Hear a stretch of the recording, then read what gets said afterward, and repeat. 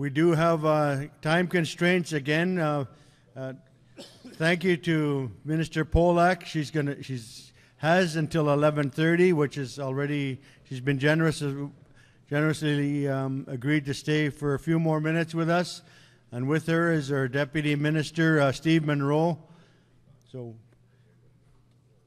we'd ask Minister to respond briefly, and just to remind us that we will be tabling the complete document to the Minister and to the Premier for their written response. Good. So, Mike 2. Thank you very much, and thank you so much for the recognition today, for the prayers, for the songs, for the blanketing. It is truly an honor to be able to come and speak with you, and to do so as part of what is a family in this province, where all of us live together and try very hard to find our way on this journey, as the Premier has outlined.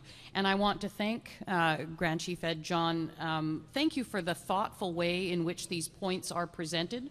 I'm always impressed with the fact that we don't get just, you know, simple complaining or whining or, you know, what we tend to get as politicians.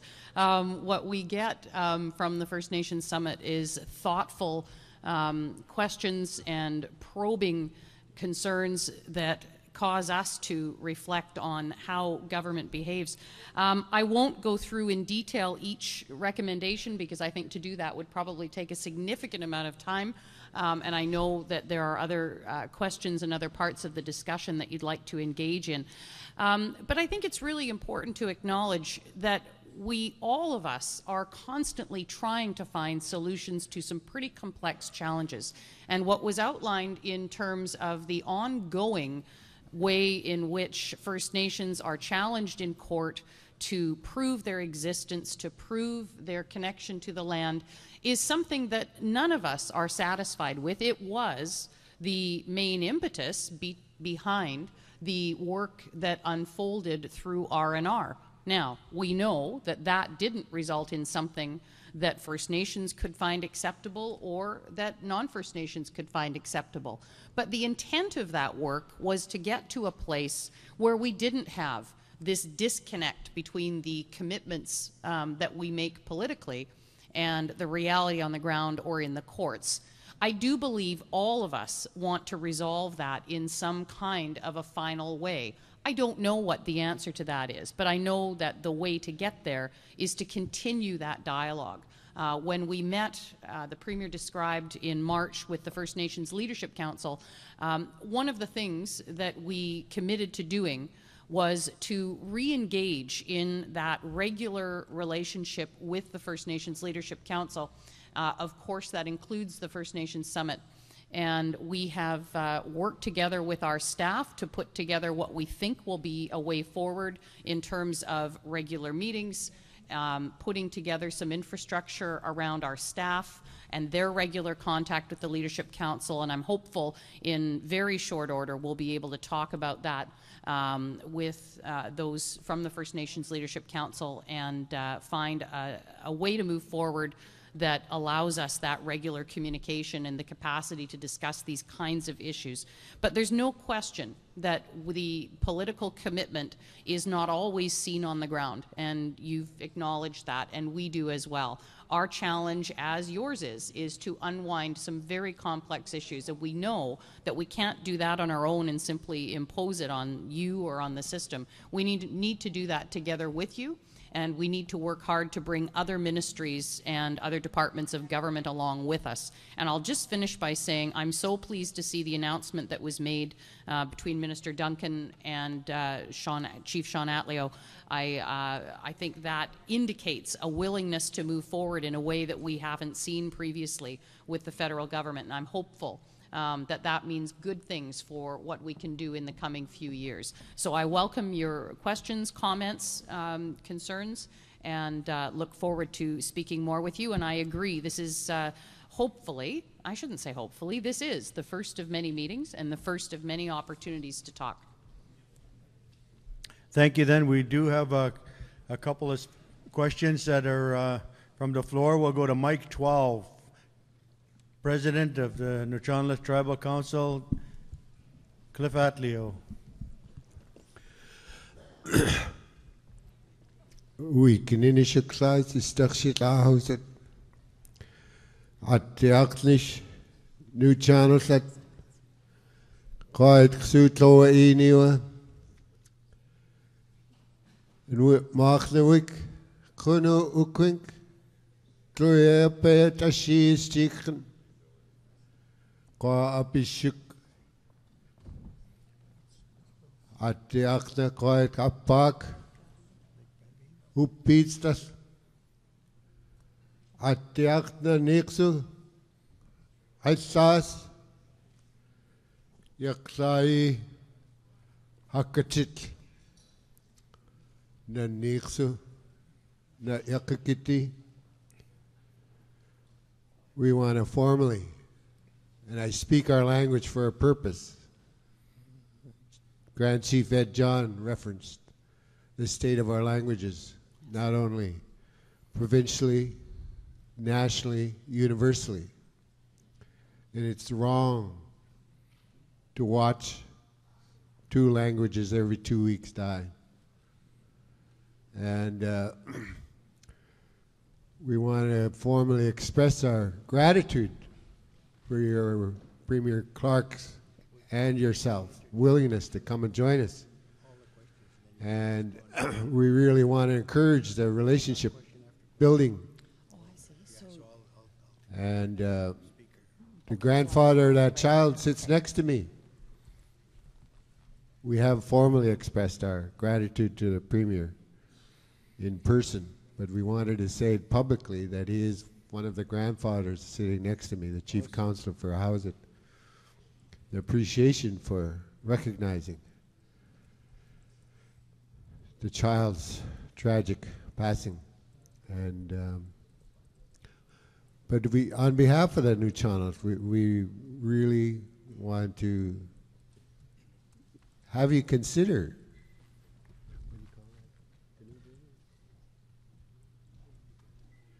the initiative called Pulling Together on the west coast of Vancouver Island. Get fit, paddle a little bit, and join the initiative that includes a lot of partners on the west coast. And I think that would be significant if you could seriously consider that. And I just want to put out an standing invitation to our communities, because your work cannot be effective. Your Premier suggested very clearly that you don't have Aboriginal roots or Indigenous roots, and that's okay. That's okay, and we're more than happy to help. And we want that clear understanding on your part that we are all collectively here to be supportive and to be helpful. And our way of helping can be to share with you who we are as a people. Thank you, Mr. Chairman. Thank you. And the grandfather, and we would say, it's too mako sala wa atnakwel. We're all in sorrow today for you and your people. Thank you very much. We'll go to Chief Wolf Adam, Lake Babine. Just before Wolf goes, we have 3 more speakers, and we're going to hold it there. So we respect the time that the Minister has given us. So thank you, Wolf. Thank you, Mr. Chair. A couple of issues. I might as well be brief and to the point. Thank you, Minister, for listening to us and to the Premier. As the Premier said, the success to a relationship is by listening. And I just want to let you know that I'm from Lake Babine. It's north of Burns Lake, and it's a beautiful 110-mile long lake, natural lake. And on the east end of our lake, there's a treaty that you, the British Columbia government, the government of Canada, are concluding. But the problem, I have no problems with treaties, but the problem with that is that you're giving rights to people that never had rights within those areas in the first place. So I want to caution you on that. It's just not just Lake Babine. I know Nakasley, and I know the other First Nations, Notley and Tlazden, are going to be affected by this. So I think you should have a second look at that.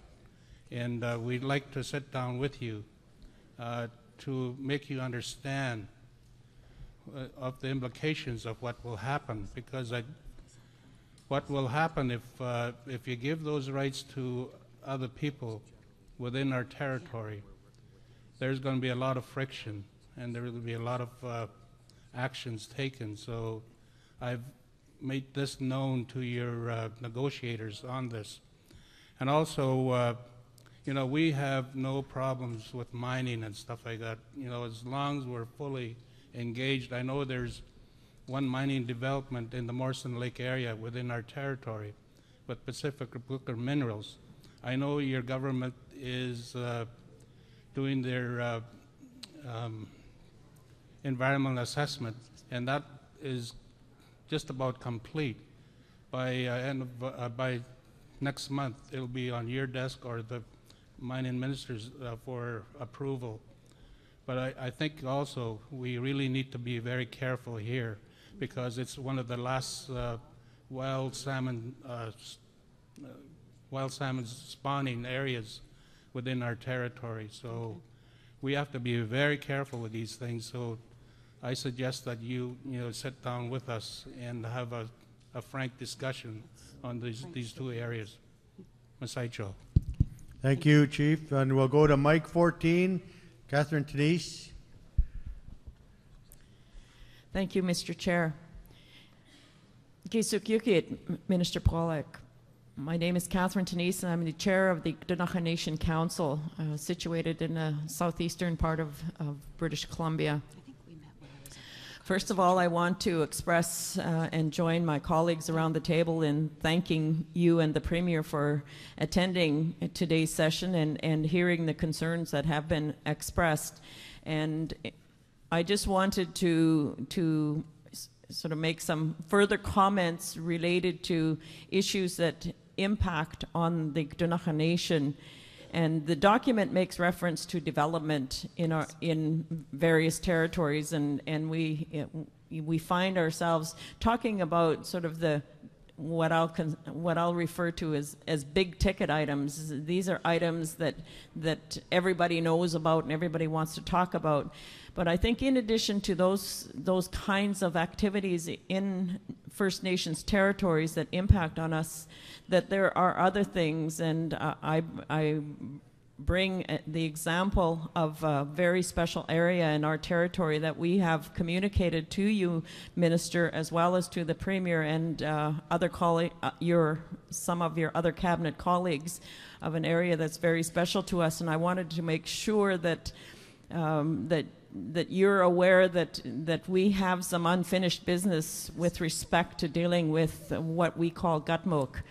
And I know that I have raised the issue around this table and asked for support of my colleagues that sit around this table to ensure that our interests are protected as the processes unfold with respect to that particular development. So I wanted to do this in a public way to ensure that that you know that we haven't sort of let this issue fall off the table, and it's a very key and critical one to the Ktunaxa Nation. And in addition, I just wanted to raise the issue of sort of a general issue that I think impacts all of us. The provincial government has various pieces of legislation that directly impact on First Nations as we go about our business. And many times there are reviews of those pieces of legislation, but there really isn't any kind of formal process for us as First Nations to be involved with those reviews. And I wanted to just sort of table the idea that however you can influence those kinds of activities, that it's ensured that we have a specific role in dealing with those areas of legislation that directly impact on who we are as First Nations people, and the relationship to our territories, etc. And I know that there have been some that have unfolded over time. However, we're just not really sure sort of how those are followed up with, and so my suggestion is that in the ongoing conversations that you're having with the Leadership Council and this table, the Union of BC Indian Chiefs table, or other tables, that we work together to try to find a way that we can formalize this, and that it not be on an ad hoc basis of moving forward with legislation that your government passes from time to time. Thank you. Oh, just in closing, I also want to extend a standing invitation for you to visit our territory, and I know that I'm sure that you're going to get many of these invitations, but we would look forward to hosting you at any time that you're able to find the time in your schedule to visit our area. Thank you. Thank you, Catherine. Minister Polak, we have one more speaker, and we'll ask for a response. Mic 9. Thank you, Mr. Chairman. Joe Hall, President of Stala Nation and Chairman of the Stala-Huhumik Treaty Association, and thank you, Minister, and also to the Premier for attending here today. And I hope also it's going to be an ongoing, regular opportunity that we will have to exchange. I'll try to be as quickly as possible, recognizing the time commitments here, but building on what has been said, and also too, just emphasizing with respect to access, because our attempts to meet with certain people have been rebuffed as well, and certainly your commitment, I hope that comes to fruition, because there is one thing that we've clearly seen is a disconnect between the political leadership and the bureaucracy. And I've said it many times in the past that I just feel that the bureaucracy are trained in some mountain camp and are very difficult to get through, and I'd like to know that is going to change, because it does set a very uncomfortable and probably an untrustworthy relationship that shouldn't occur. In essence, what I want to speak to this morning, or to share with you, is our concerns regarding the treaty making. And I want to talk about the process, because in our particular case, which building on which my colleague Wilf has built on, is giving something to somebody that shouldn't or doesn't have the right to. And I think it's in bullet number 4 in the recommendations regarding Aboriginal rights and title. And I followed the Hansard report and followed the live debate that went on, and there's a lot of misleading and incorrect information that actually contradicts British Columbia documents that are on file. And I think a lot of that could have been dealt with properly if the process was given the opportunity, instead of the few hours that were given to everybody to debate it. It was a very hastily moved resolution, which really, for no good reason, in my opinion, and many of my colleagues as well, it didn't need to go through that quickly, because there was a simple solution. There was a solution that could have resolved this issue with respect to essentially infringing on our rights. I know in the House you spoke about it doesn't do that.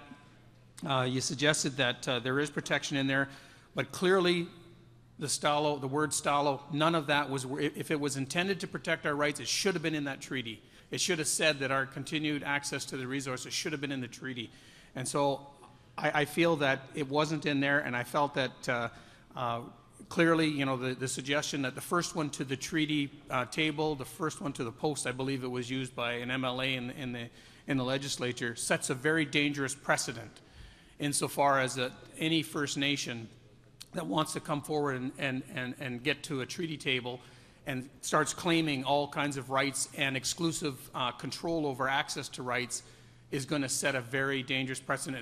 Is going to continue to build conflict in our communities, and I feel that is definitely worthy of note here, because there were some things that in essence, what we're talking about with respect to protecting the right to fishing sites, which I think is throughout the province for Aboriginal people, the rights to access and utilize dry rack sites, long-standing cultural family traditions. And I wanted the Premier to hear it as well, too, because to take that away from our Stalo families and say that you no longer have the ability to pass down your access to these sites is wrong. And so if it's families first, you're taking a very important cultural aspect and right from families to passing it along. And I hate to compare it to what the residential school systems has done, but it is a component of that. Taking away that right is wrong. And so I want to make it very clear that, and I wanted to share that with all of my colleagues here as well, because while it might be too late in the BC process, because now we have the difficulty, I want others to know that you need to have that opportunity to express your concerns to the MLAs, so that they all are well informed when they're making that vote. That 78-1 vote is I think misleading insofar as that a lot of them I've talked to, I do have a lot of friends, MLA friends, and they too did not have the time necessary to look at all these. So I suggest that you need to take a look at that. And one last thing that I want to make an announcement about too is I encourage you as well to take a look at the Leadership Council submission on the sharing of gaming revenue in this province. It was an excellent document. It still is good today.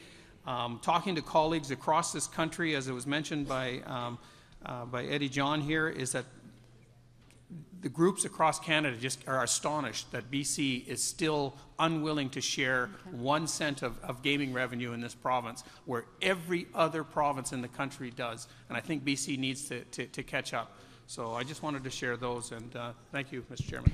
Thank you. Then we'll have a response.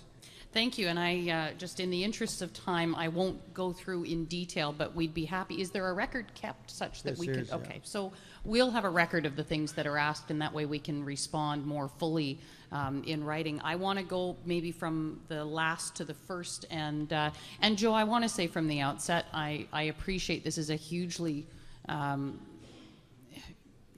emotional and deep issue for you all, and as a result of that, I just want you to know I really respect the respectful manner in which you raise the concerns and the discussion here today. I really do appreciate that. We obviously at this point have some different views about the treaty, about the process, but I know that you know my commitment to continue talking with you.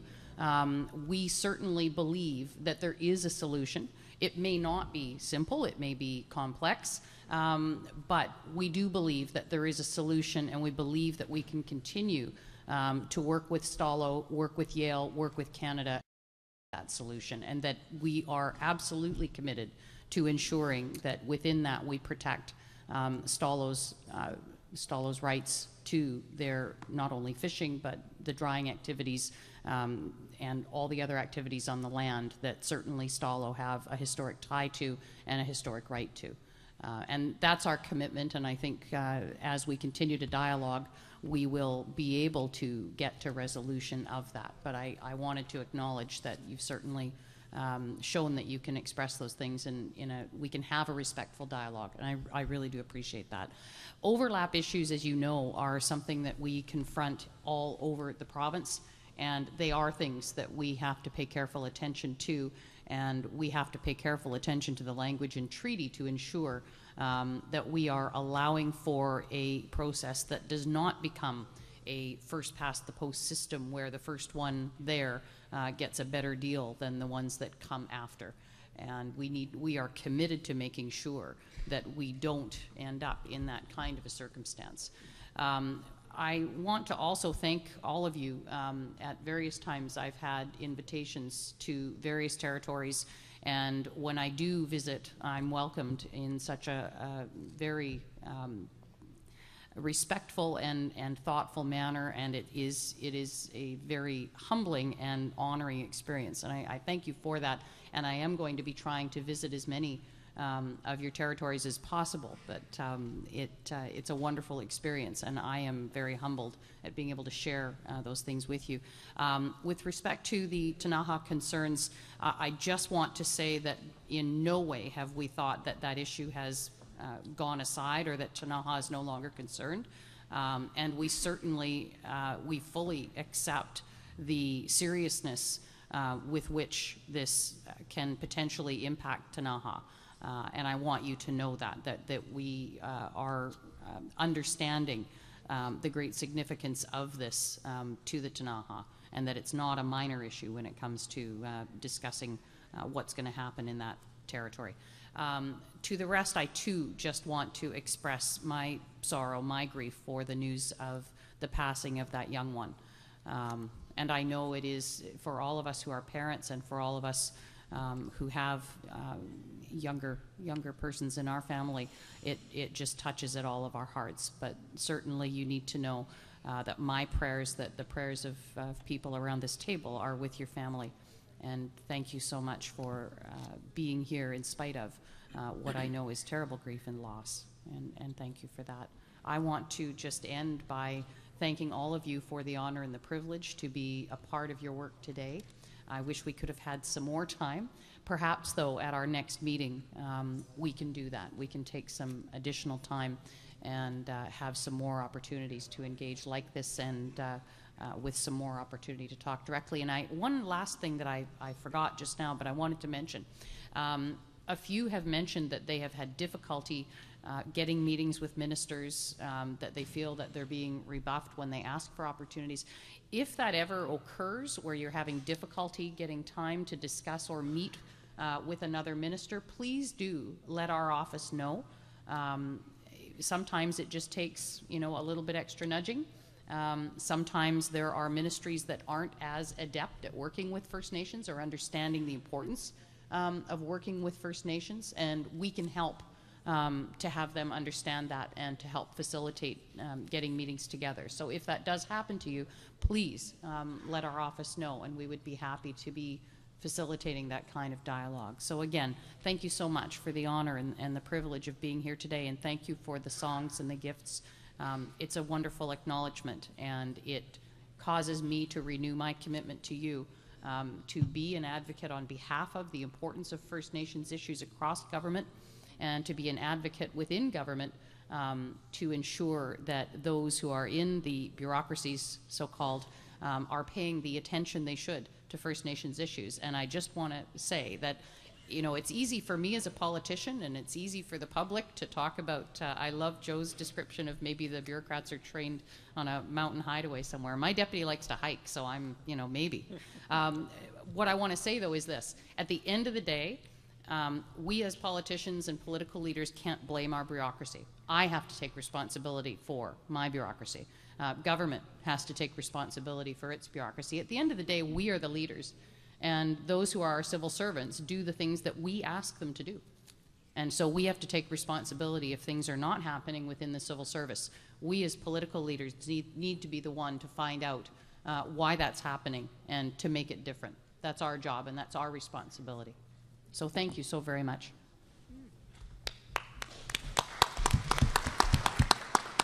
Thank you, then Minister Polak, and we'll be in contact. Thank you very much.